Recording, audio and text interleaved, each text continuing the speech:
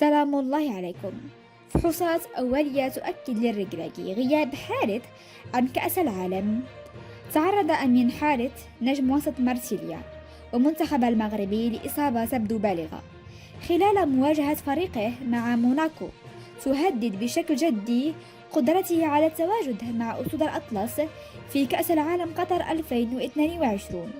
صاحب 25 عاما تواجد اسمه ضمن قائمة المدرب وليد الركراكي لخوض مونديال الذي سينطلق في 20 من نوفمبر الجاري في قطر، لكن يبدو أنه في طريقه للخروج من القائمة بعد الإصابة التي داهمت ركبته خلال مواجهة الليلة.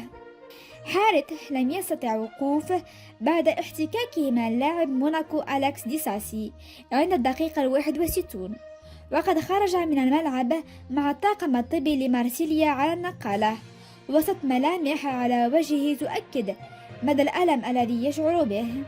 وعلمنا من مصادر موثوقة أن وليد الركراكي قد توصل قبل قليل بالخبر المؤسف بعد الفحوصات الطبية التي خضع لها أمين حارث، والتي أكدت غيابه عن الملاعب لفترة طويلة وغيابه بالتالي عن كأس العالم فيفا قطر 2022.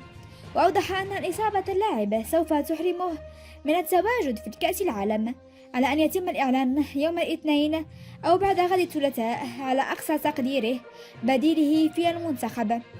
المغرب وقعت في المجموعة السادسة مع كرواتيا، بلجيكا وكندا، وستفتتح مشوارها بمواجهة وصيف نسخة روسيا 2018 في 23 من نوفمبر الجاري.